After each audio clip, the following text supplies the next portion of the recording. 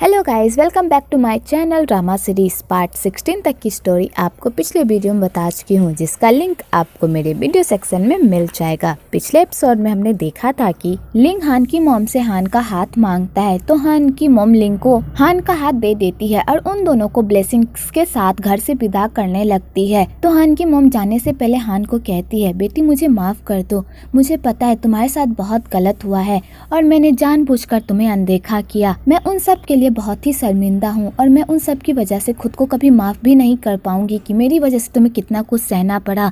इसलिए मैं आशा करूंगी कि तुम लिंग के साथ एक अच्छी लाइफ जियो और हमेशा खुश रहो। तो हान ये सब सुनकर रोने लगती है और कहती है, मॉम प्लीज आप मुझसे माफी मत मांगिए, और हान लिंग के साथ वहाँ से चली जाती है। आगे हान अच्छे से रेडी हो रही होती है लिंग के पापा से मिलने के लिए। तो हान लिंग से पूछती है, क्या मैं इस कपड़े में अच्छी लग रही हूँ? तुम्हारे पापा को मैं पसंद तो आऊंगी ना? वैसे तुम्हारे पापा को क्या क्या पसंद है?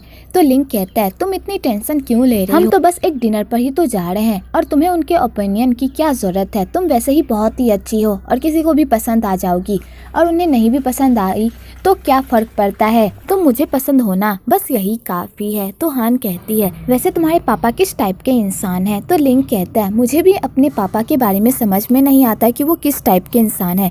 कोई भी प्रॉब्लम हो या मैं उनसे गुस्से से बात भी कर रहा हूँ तब भी वो शांत होकर ही बात करते हैं, और मुझे उनकी यही बात बहुत ही परेशान करती है कि अगर मैं उनसे कोई बात भी कर रहा हूँ तो भी वो शांत होकर ही बात करते हैं। लेकिन मुझे उनकी एक बात पसंद नहीं है, वो हमेशा अपनी मर्जी दूसरों पर थोपते हैं, जो मुझे बिल्कुल भी पसंद नहीं है, और इसी बात को लेकर हमेशा उनसे मेरी लड़ाई हुआ करती थी। आगे वो दोनों मिलकर उनके साथ डिनर करने के लिए जाते हैं। तो हान जैसे ही लिंग के पापा को देखती है तो उसे याद आता है कि ये बंदा तो वही है जिसने उसकी पेंटिंग की खूब तारीफ की थी। तो हान कुछ बोलने ही वाली होती है कि तभी लिंग के पापा उसे इशारा दे देते हैं चुप रहने का। तो वो चुप हो जाती है और लिंग के पापा से अच्छे से मिलती है। आगे वहाँ पर एक बुढ़िया आ जाती है जो कि रेस्टोरेंट की मालकिन होती है। तो वो लिंग के पापा और लिंग को देखकर बहुत ही खुश होती है और कहती है, जब लिंग छोटा था तब वो यहाँ पर आया करता था सेंग के साथ, और लिंग और सेंग दोनों ही साथ में खूब मस्ती किया करते थे। और वो बुढ़िया सेंग की बातें करने लगती है। तो लिंग और लिंग के पापा को बहुत ही बुरा लगता है और उन्हें सेंग भी याद आता है। तो बुढ़िया कहती है, लिंग यहाँ पर है तो सेंग कहाँ पर है? तो लिंग के पापा कहते हैं, वो किसी काम से बाहर है इसलिए वो आज नहीं आ पाया। तो वो बुढ़िया कहती है, ओ ऐसी बात है, तो आप लोग फैमिली डिनर कीजिए, मैं आप लोगों को परेशान नहीं करूंगी। और बुढ़िया ये कहकर वहाँ से चली जाती है। तो लिंग के पापा लिंग को कहते हैं, मैंने उसे सेंग के बारे में इसलिए नहीं बताया क्योंकि मैं नहीं चाहता था कि वो परेशान हो सेंग की मौत की खबर सुनकर। आगे लिंग के पापा हान से पूछने लगते हैं कि वो लाइफ में क्या करती है और क्या कर रही है। तो हान कहती है, मैं कॉलेज में पढ़ाई कर रही थी लेकिन मैंने ड्रॉप आउट कर दिया है। तो लिंग के पापा कहते हैं, स्कूल से इस तरह ड्रॉप आउट करना अच्छी बात नहीं होती। वैसे तुम पेंटिंग में बहुत ही अच्छी हो, तो क्यों ना तुम पेंटिंग स्कूल चली जाओ और वहाँ का सारा खर्चा मैं ही उठाऊंगा। तुम्हें बस वहाँ पर अपनी पढ़ाई पर ध्यान देना है और अपना करियर बनाना है। तो हान ये सब सुनकर खुश हो जाती है, पर लिंग को इस बात से बहुत ही गुस्सा आ जाता है और वो कहता है, आप कौन होते हैं डिसाइड करने वाले कि हान को क्या करना चाहिए क्या नहीं? आपकी यही बात मुझे बिल्कुल भी पसंद नहीं आती, अपनी मर्जी दूसरों पर थोपना। आपको पेंटिंग पसंद है तो इसलिए आप हान को जबरदस्ती पेंटिंग स्कूल भेजना चाहते हैं ताकि वो आपके अंडर में आ जाए और आपके हिसाब से ही चले, लेकिन मैं ऐसा होने नहीं दूंगा। और इसी बात को लेकर दोनों बाप बेटे में बहस होने लगती है। तो लिंग कहता है, आप हमारी परवाह इसलिए करते थे क्योंकि हम आपके छोटे भाई के बेटे थे, अगर हम दोनों किसी बाहर वाले के बेटे होते तो क्या फिर भी आप हमारी इतनी परवाह करते? आप बस अपने भाई का गिल्ट कम करने के लिए हमारी देखभाल करते हैं और दुनिया की नजरों में हमारा बाप बनने का दावा करते हैं। अगर आप सच में एक बाप होते तो हमें कभी भी इस तरह अकेला नहीं छोड़ते। तो लिंग के पापा कहते हैं, जैसा तुम सोच रहे हो बेटा वैसा कुछ भी नहीं है, तुम्हें कोई गलत फहमी हुई होगी। वैसे तुम लोग घर वापस आ जाओ, तुम लोगों के बिना घर बहुत सुना सुना लग रहा है। वेल हान ये सब सुनकर पूरी तरह शॉक्ड हो जाती है क्योंकि लिंग ने कभी भी नहीं बताया होता है कि उसके पापा के छोटे भाई के साथ उसकी मॉम का अफेयर था और उसके छोटे चाचा ही उसके असली पापा थे जो कि अब इस दुनिया में नहीं रहे। तो लिंग के पापा हान को कहते हैं, बेटा मुझे माफ कर दो, हमारी लड़ाई की वजह से तुम्हारा मूड स्पॉइल्ड हो गया ना। मैं नहीं चाहता था कि तुम्हें इन सब के बारे में कुछ भी पता चले, पर तुम्हें सब कुछ पता चल गया। तो हान कहती है, कोई बात नहीं अंकल। आगे लिंग अपने पापा से लड़ाई करके वहाँ से चला जाता है तो हान भी लिंग के पीछे जाती है। आगे लिंग बहुत ही गुस्से में होता है तो हान उसे शांत करती है। तो लिंग कहता है, मुझे भूख लगी है, चलो खाना खाने चलते हैं। आगे हान लिंग को कहती है, जैसा तुम अपने पापा के बारे में बता रहे थे, तुम्हारे पापा वैसे बिल्कुल भी नहीं है, वो बहुत ही अच्छे हैं। उनकी भी कोई ना कोई मजबूरी जरूर रही होगी तुम लोगों से दूर रहने की। तुम इस तरह अपने पापा को गलत नहीं ठहरा सकते, एक बार उन्हें समझने की कोशिश तो करो। पर लिंग हान की एक भी नहीं सुनता तो हान भी लिंग को ज्यादा फोर्स नहीं करती। अगली सुबह लिंग के पापा की गाड़ी उन दोनों को लेने के लिए आती है तो दोनों बैठकर लिंग के घर जाते हैं। तो हान लिंग का घर देखकर तो पूरी तरह चौंक जाती है कि लिंग इतने बड़े आलीशान घर में रहता था। तो हान लिंग को कहती है तुम्हारा घर कितना प्यारा और बड़ा है, तुम ऐसे राजमहल को छोड़कर उस झोपड़ी में कैसे रह लेते थे, वैसे तुम्हारा कमरा कहाँ पर है।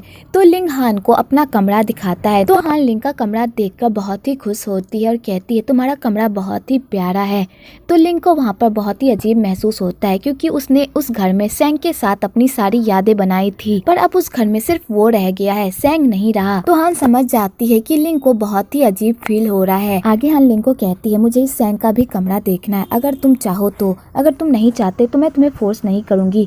तो लिंग कहता है कोई बात नहीं, और लिंग हान को सेंग के रूम में लेकर जाता है। तो सेंग के रूम में चारों तरफ से पेंटिंग ही पड़ी होती है। तो हान सेंग की पेंटिंग्स को देखकर बहुत ही खुश होती है और कहती है सेंग बहुत ही अच्छा पेंटर था, उसकी पेंटिंग्स बहुत ही अमेजिंग है। तो लिंग कहता है सेंग हमेशा मुझे मॉडल बनाता था अपनी पेंटिंग के लिए, और वो हमेशा मुझे घंटों बैठाकर मेरी पेंटिंग किया करता था, और मुझे इस बात से बहुत ही चिढ़ हुआ करती थी। मुझे लगता था कि वो मेरी पेंटिंग बना रहा है, लेकिन असल में वो अपनी पेंटिंग बना रहा होता है क्योंकि हम दोनों एक तरह ही दिखते थे। तो हान कहती है प्लीज मुझे माफ कर दो। तो लिंग कहता है लेकिन क्यों। तो हान कहती है स्कूल में मैंने भी तुम्हें अपना मॉडल बनने को कहा था, तो तुम्हें बहुत ही तकलीफ हुई होगी ना, और तुम्हें सेंग की भी याद आई हुई होगी ना। तो लिंग कहता है तुम मुझे चाहकर भी कभी चोट नहीं पहुंचा सकती, इसलिए बेकार की बातें करना बंद करो। आगे लिंग हान को अपनी मॉम का कमरा दिखाता है। तो लिंग को उस कमरे से बहुत ही डरावनी फीलिंग्स आती है, और वो हान को कहता है जब हम छोटे थे ना तो हमारी मॉम हमसे बहुत ही अजीब अजीब बातें किया करती थी और अजीब अजीब हरकत भी किया करती थी,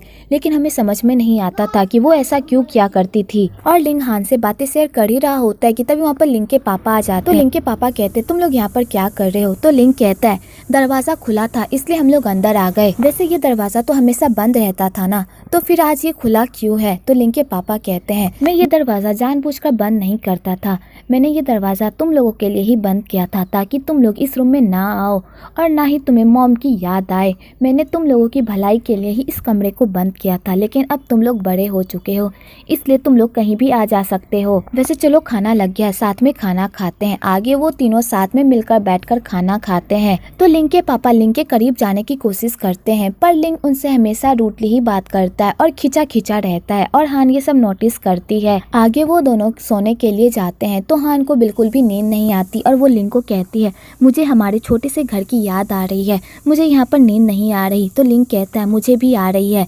तो हान कहती है क्या मैं सेंग के रूम में जाऊँ, मुझे उसकी पेंटिंग्स देखनी है, अगर तुम्हारी परमिशन हो तो। लिंग कहता है इसमें पूछने वाली क्या बात है, तुम्हें अगर जाना है तो तुम जाओ। तो हान खुशी खुशी वहाँ से चली जाती है और लिंग वहीं पर सो जाता है। आगे हान सेंग के रूम में जाती है और वहाँ की सारी पेंटिंग्स देखती है।